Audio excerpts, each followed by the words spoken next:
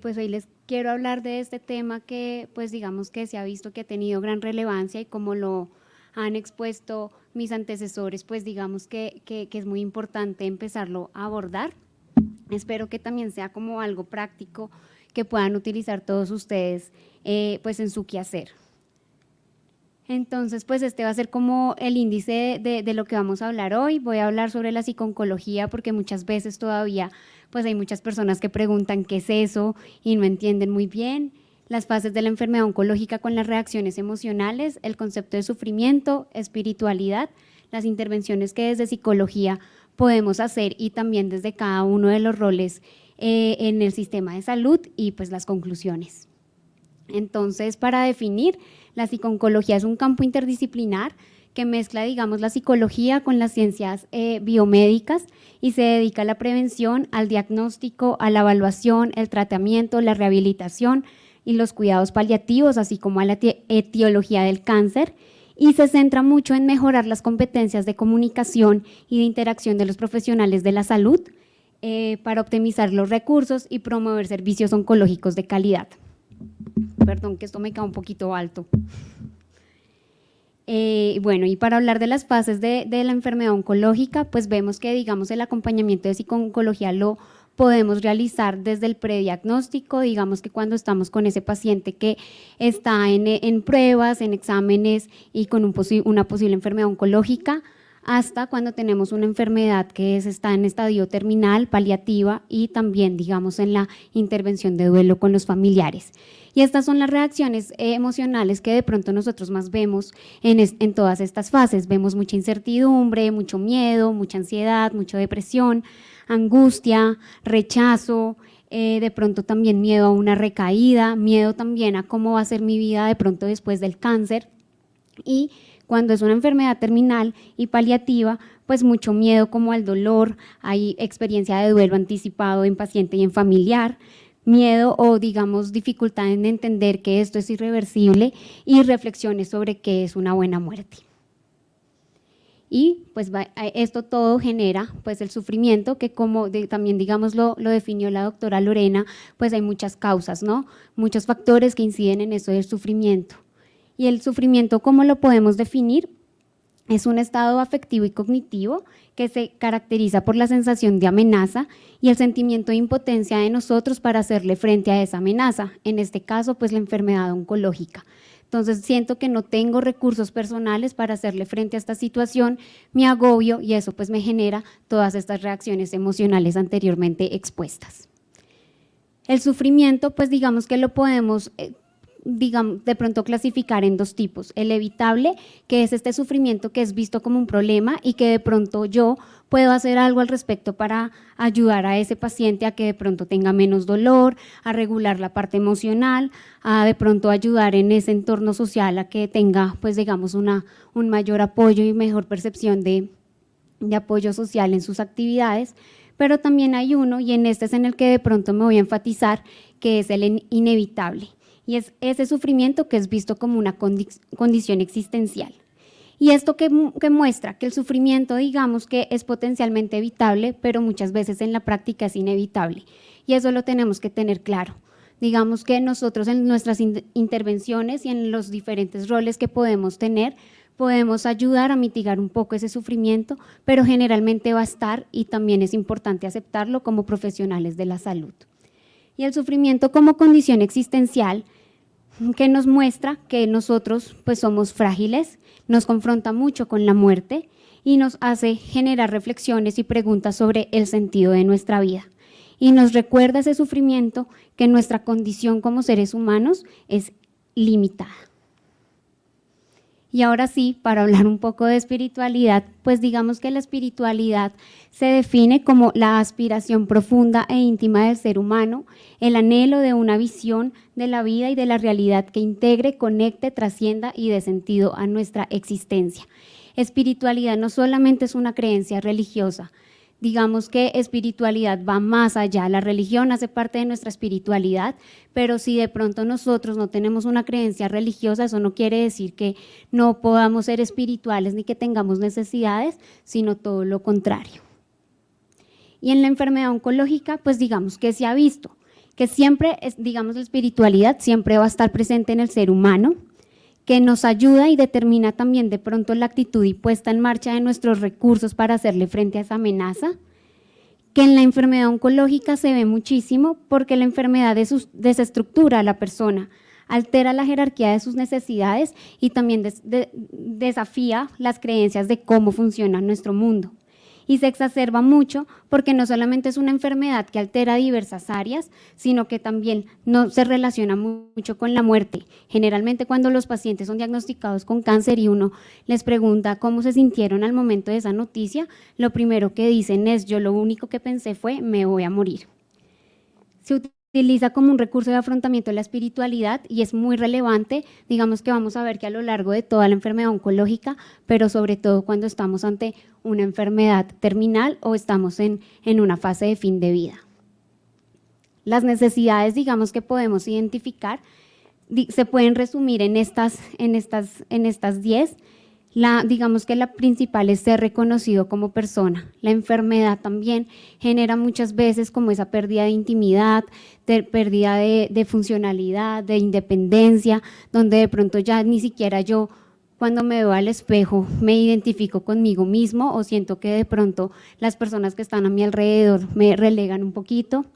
Volver a leer su vida, eso es súper importante, digamos que, y de pronto ustedes lo han visto con los pacientes que han atendido, que empiezan a contarles de su vida, de las cosas que fueron importantes, de las personas, de los éxitos que tuvieron, de pronto también de los momentos difíciles, y eso les ayuda también en su adaptación al proceso. Encontrar sentido a la existencia y al devenir, eso quiere decir buscar un sentido a todo este proceso. A liberarse de la culpabilidad, de pedir perdón y de perdonarse también es un proceso importante, de reconciliarse, de sentirse perdonado, de establecer su vida más allá de ese legado cuando de pronto físicamente no esté,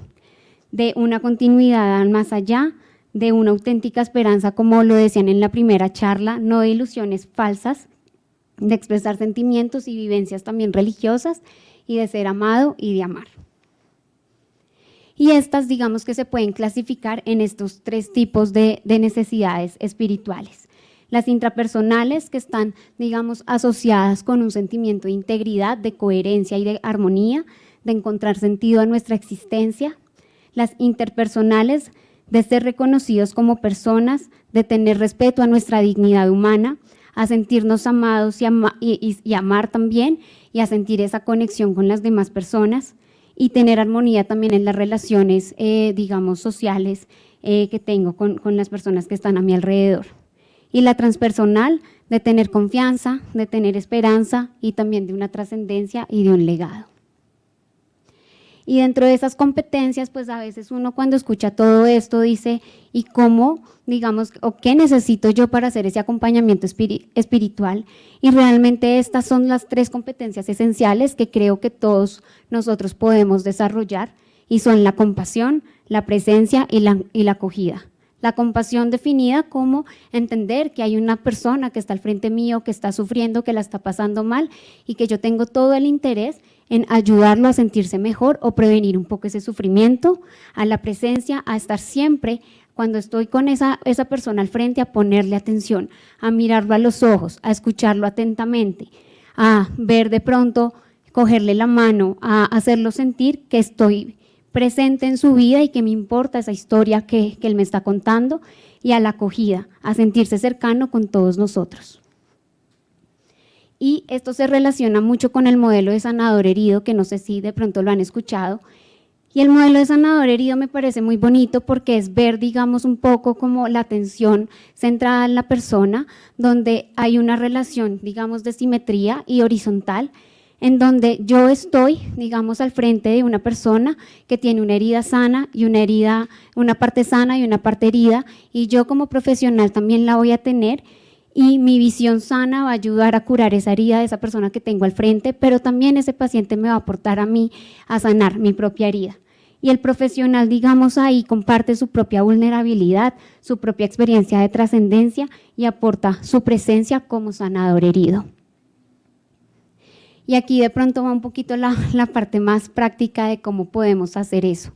Digamos que hay niveles de exploración que generalmente se hacen en la entrevista y lo podemos hacer todos nosotros. Hay un nivel general que podríamos hacer sin necesidad de pronto de tener un entrenamiento en espiritualidad y en el acompañamiento espiritual con nuestros pacientes, que es preguntar cómo se siente de ánimo, qué es lo que más le preocupa, qué es lo más difícil de esta situación, qué es lo que más le ha ayudado y si hay algo que nosotros podemos hacer para ayudarlo en su proceso.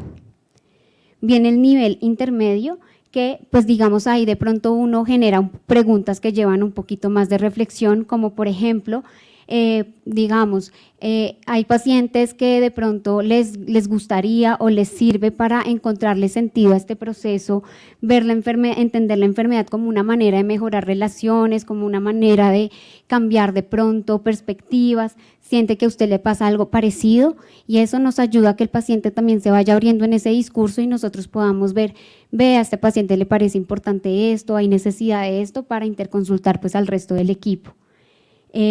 También de pronto preguntarle si tiene preguntas existenciales, como sobre la vida, que de pronto no tienen mucha respuesta y sí pueden generar malestar, o también preguntar sobre su calidad de vida, el sentido de vida. Y el nivel específico tiene que ver más con cosas mucho más puntuales, como por ejemplo si tiene una creencia espiritual o religiosa. Eso es súper importante y hace parte, digamos, de lo que podemos preguntar en esos 5 o 10 minutos que podamos tener con ese paciente al inicio de nuestra intervención, preguntarle si esas creencias le han ayudado o no, si quiere de pronto un soporte en esas necesidades es también importante porque muchas veces los pacientes no lo desean, no lo ven necesario o puede que sí y le ayudan a generar mayor bienestar. A preguntarle si desea que hablemos de eso. Listo, no nos quedemos solamente con la respuesta, sino démosle chance a ese paciente de expresarse un poquito más. Y si de pronto lo quiere hacer con alguien en concreto, como por ejemplo los psicólogos, el sacerdote, un amigo, el médico, y eso digamos que ahí también va a ayudar mucho a que el paciente se sienta escuchado, sienta que es importante para nosotros y ayudemos a mitigar un poco el malestar que genera esto. Y la importancia de las necesidades espirituales, de abordarlas, es porque incrementa la calidad de vida de los pacientes y también de los familiares, porque favorece la adherencia a los tratamientos médicos, porque aumenta el vínculo entre el profesional médico y el paciente. No hay nada, digamos, más lindo que ver un paciente que dice, siento un vínculo con mi médico, le puedo hablar de esto y me siento escuchado, puedo hablar de la muerte sin temor de que me sienta juzgado, puedo hablar de lo que yo quisiera en ese momento, incrementa la confianza con el profesional de la salud, favorece los esquemas adaptativos de afrontamiento de los pacientes y de las familiares, favorece el proceso de toma de decisiones porque como hay un vínculo el paciente va a preguntar más, va a interesarse más por su proceso, va a tener más información y por lo tanto va a tomar decisiones informadas y no decisiones basadas solamente en la emoción y en lo que estoy sintiendo en el momento y porque reduce también síntomas de ansiedad y depresión. Y en la práctica que vi digamos este estudio que se hizo en Estados Unidos y muestra que la gran mayoría de los pacientes con cáncer reportan que ningún miembro del equipo indagó sobre su espiritualidad o sus creencias religiosas, sino que se centró más en la parte física, en la parte médica. 72% reportó que sus necesidades espirituales fueron mínimamente abordadas por el sistema de salud. 68% refirió que su médico nunca se interesó por sus creencias espirituales.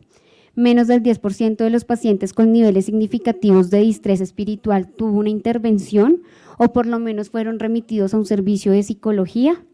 Y también evidenció que, digamos, desde pues, la parte médica no se asocia una relación entre el bienestar emocional con la calidad de vida del paciente durante su proceso de enfermedad. Y en nuestra población de Fundación Santa Fe, ¿qué podemos ver? Digamos, esto es un trabajo que se ha hecho empezamos hace poquito con los estudiantes de maestría de psicología de la Universidad de los Andes y pues digamos que en principio se empezaron a identificar si los pacientes estaban teniendo necesidades espirituales o no en todas las fases de la enfermedad oncológica. Y pues digamos que ahora la idea más adelante ya con el siguiente grupo de estudiantes es no solamente identificar si hay necesidades o no, sino también qué tipo de necesidades espirituales hay en nuestros pacientes para empezar de pronto a hacer ya un trabajo más centrado en esas necesidades puntuales y también un trabajo de enseñanza a los profesionales de salud sobre este tema. En los pacientes, digamos que en todas las fases de la enfermedad oncológica se identificaron estas necesidades, pero digamos donde hubo más necesidades espirituales fueron en el diagnóstico, en la progresión, en la recaída y en la terminalidad. En la familia se identificaron necesidades espirituales, sobre todo al final de la vida. Desde Psiconcología realizamos un acompañamiento para abordar estas necesidades en hospitalización y en consulta externa, y pues como les dije, las próximas mediciones van a ser un poco más específicas para identificar y tratar de hacer ya cosas más puntuales al respecto. Esta es una tablita que solamente voy como a mencionarla rápidamente porque sé que el tiempo es corto, pero es también cómo nosotros podemos ver si en nuestros pacientes hay necesidades espirituales que están satisfechas o están insatisfechas. Entonces creo que pues también puede ser útil porque a veces también en ese discurso, si vemos que por ejemplo un paciente dice que se siente una carga para su familia, que de pronto no se siente tan respetado, que los cuidadores de pronto ya no le están dedicando todo el tiempo, lo ignoran, pues ahí podemos ver, aquí podría haber la necesidad espiritual de ser reconocido como persona y pues digamos podemos de pronto hablar con trabajo social, con psicología, ver otras opciones para ayudar a mitigar. Entonces digamos que estas son algunas de las necesidades que les mencioné al principio, cuando están satisfechas y están insatisfechas.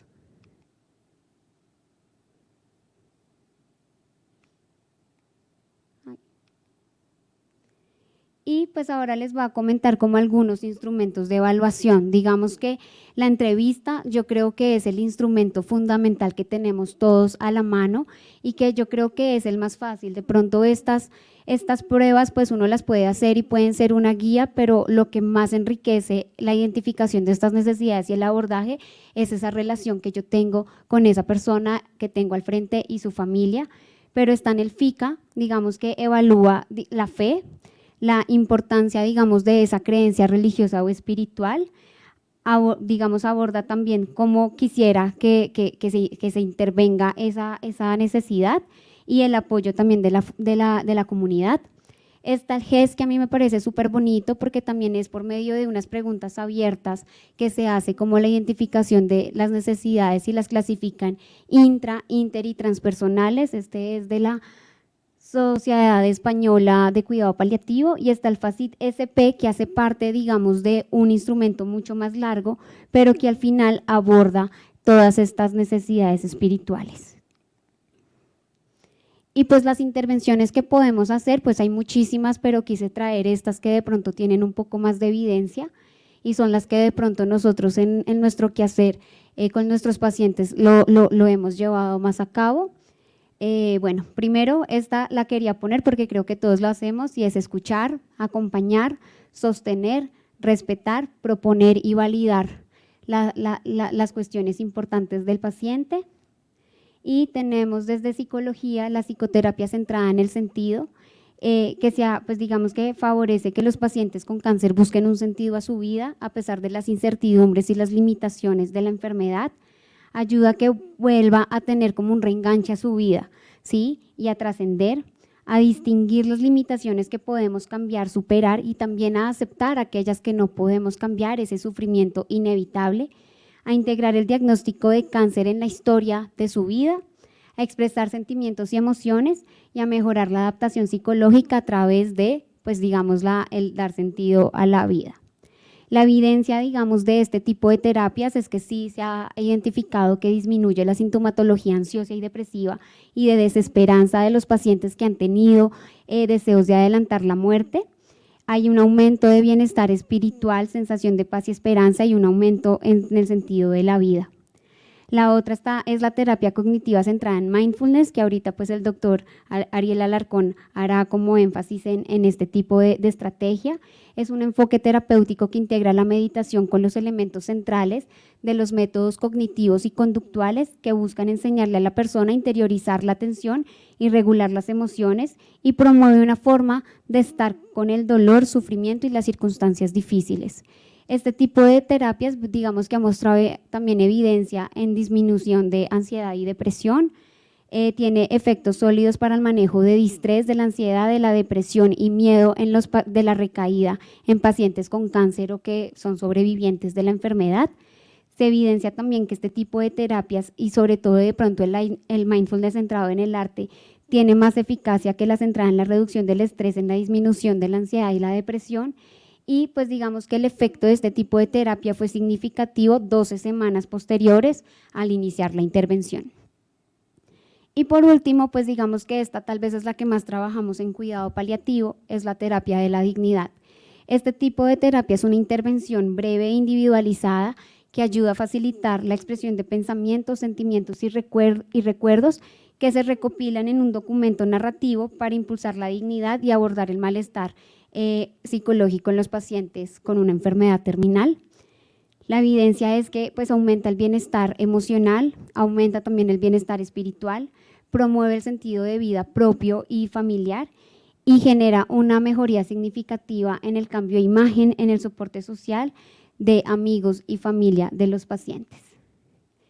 Y como conclusiones, pues digamos que el sufrimiento es inherente al ser humano. Todos nosotros digamos que seguramente hemos ya experimentado el sufrimiento o lo experimentaremos si no es así,